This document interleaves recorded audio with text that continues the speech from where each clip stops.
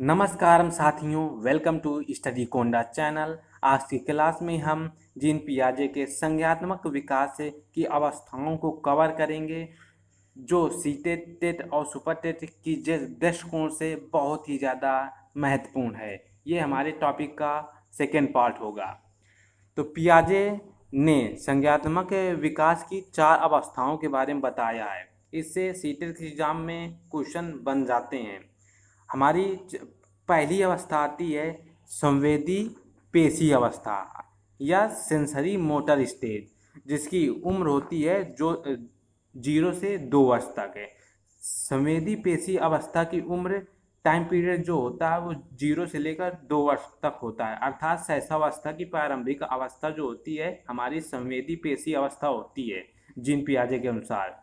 इस अवस्था की खास बात ये होती है, जीन पियाजे ने कहा है कि बच्चा जो हमारा शैशवावस्था में होता है जो भी सीखता है अपनी ज्ञानेंद्रियों द्वारा सीखता है।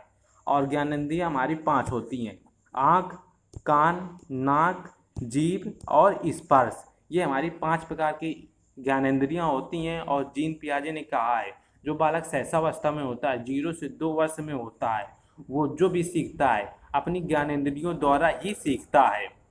और इस अवस्था के बालक में एक सबसे अहम गुण आ जाता है जो होता है वास्तु स्थायित्व, अर्थात ऑब्जेक्ट परमानेंस का गुण शैशवावस्था में संवेदी पेशी अवस्था में आ जाता है। अर्थात बच्चा जो भी देखता है, जो भी वस्तु देखता है, उसके मस्तिष्क में उसकी छाप बन जाती है और वो मिटती नहीं है। ये वस्तु स्थायित्व होता है। जैसे बच्चे को हम एक कोई खिलौना दिखाते हैं और अन्य खिलौने के साथ वो दिखाया हुआ खिलौना रख देते हैं। अगर हम उसे शिशु को वहाँ पर ले जाएं तो वो वही खिलौना उठाएगा जो खिलौना हमने पहले उसको दिखाया है। तो यही होता है वस्तु स्थायित्व। वस्तु स्थायित्व का गुण संवेदी पेशी अवस्था में आ जाता है, जीन पियाजे ने बताया है।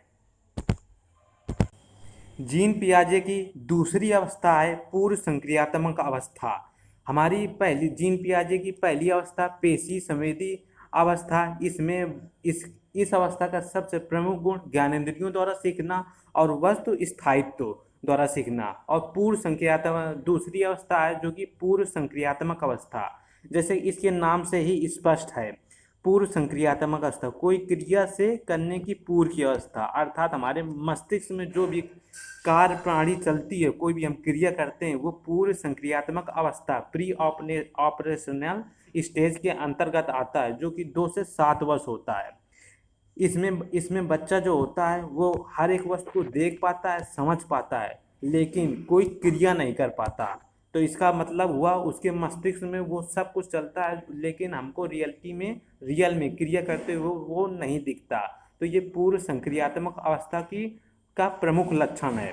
और इसका सीटेट के एग्जाम में बार बार बनने वाला पॉइंट ये है कि सिंबल, अगर हम बच्चे को कोई भी सिंबल दिखाते हैं तो उसके मस्तिष्क में वो फीड हो जाता है। जैसे कि पहले संवेदी पेशी अवस्था में हुआ था, तो हम कोई भी वस्तु का नाम लेते हैं तो उसके मस्तिष्क में वो वस्तु छप जाती है। जैसे कि हमने साइकिल का नाम लिया तो उसके माइंड में साइकिल की इमेज तुरंत आ जाती है। जैसे कोई खाने वाली चीज़ का नाम अगर हम लेते हैं तो उसके मस्तिष्क में वो खाने वाली चीज़ की इमेज अर्थात सिंबल बन जाता है। तो सिंबल का प्रमुख लक्षण है वो पूर्व संक्रियात्मक अवस्था का प्रमुख लक्षण है। ये सीटेट के एग्जाम में बहुत ही बार बना हुआ पॉइंट है। और पूर्व संक्रियात्मक अवस्था का दूसरा प्रमुख लक्षण है कि इसमें जो बालक जो व्यवहार करता है वो लक्ष्य निर्देशित व्यवहार होते हैं। अर्थात यदि बालक को टॉफी चाहिए तो उसको टॉफी चाहिए, खाना चाहिए तो उसको मात्र खाना चाहिए, यदि खिलौना चाहिए तो उसे मात्र खिलौना चाहिए। यही बालक का लक्ष्य निर्देशित व्यवहार है।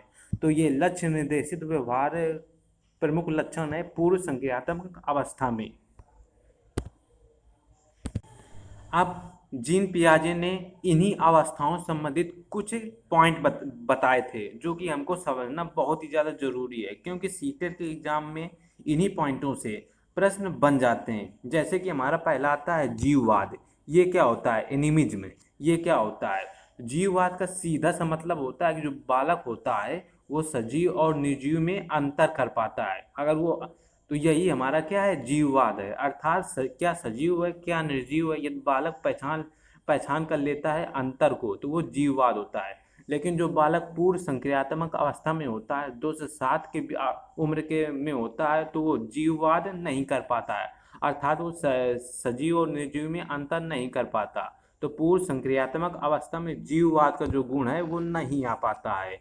जैसे कि आपने देखा होगा, जब छोटा बच्चा कुर्सी से टकरा कर गिर जाता है और रोने लगता है, तो चुप कराने के लिए हम कुर्सी पर, बच्चा कहता है कि कुर्सी ने हमको मारा, तो हम उसको क्या करते हैं, चुप कराने के लिए बच्चे को हम कुर्सी को मारते हैं, तो बच्चा चुप हो जाता है।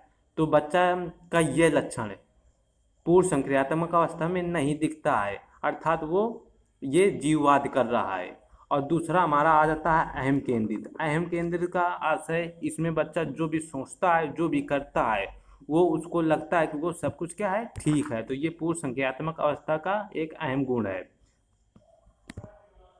और अब हमारा अगला पॉइंट है अपलटवादी। अर्थात जैसे कि 4+6 कितना होता है, 10 होता है। लेकिन अगर पूर्व संक्रियात्मक अवस्था के बच्चे से हम पूछेंगे जो 2 से 7 वर्ष का होगा कि 6+4 कितना होता है, तो वो नहीं बता पाएगा। अर्थात सीधा का उल्टा इस अवस्था का बच्चा नहीं कर पाता है।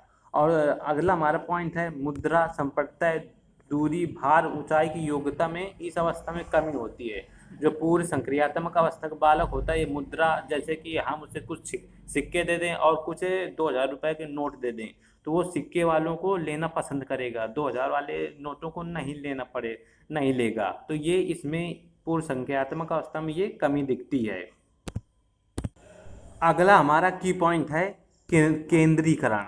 अर्थात जो पूर्व संक्रियात्मक अवस्था में जो बालक होता है, उसका एक लक्षण होता है कि वो एक समय में किसी एक विशेष काम को एक ही विशेषता को ध्यान देता है। जैसे जैसे कि मान लीजिए हम कोई बच्चे को एक फ़ोन देते हैं, तो अगर वो मात्र कैमरे के बारे में, फ़ोटो खींचने के बारे में जानता होगा, तो वो मात्र फ़ोन का प्रयोग किसके लिए करेगा, फ़ोटो खींचने के लिए करेगा और किसी चीज़ के लिए नहीं करेगा। तो ये पूर्व संक्रियात्मक अवस्था का एक लक्षण है। और जो संरक्षण होता है, संरक्षण का मतलब, जैसे कि हमने गिलास, एक गिलास में पहले हमें इस वाले गिलास में पानी दिया और ये सेम क्वांटिटी का गिलास है, लेकिन हम बाद में इस वाले गिलास में पानी भर के देंगे और दोनों को एक साथ रखेंगे, तो बालक इसमें डिफ्रेंशिएट नहीं कर सकता। तो ये पूर्व संक्रियात्मक अवस्था का एक प्रमुख लक्षण ये होता है कि बालक जो संरक्षण है उसमें डिफरेंस नहीं कर सकता। अगर मुझे साइज शेप में चेंज कर दें तो बालक डिफरेंस नहीं कर सकता है। ये पूर्व संक्रियात्मक अवस्था का प्रमुख लक्षण है। और इसका अगला इम्पॉर्टेंट की पॉइंट जीन पियाजे ने बताया था, क्रमबद्धता।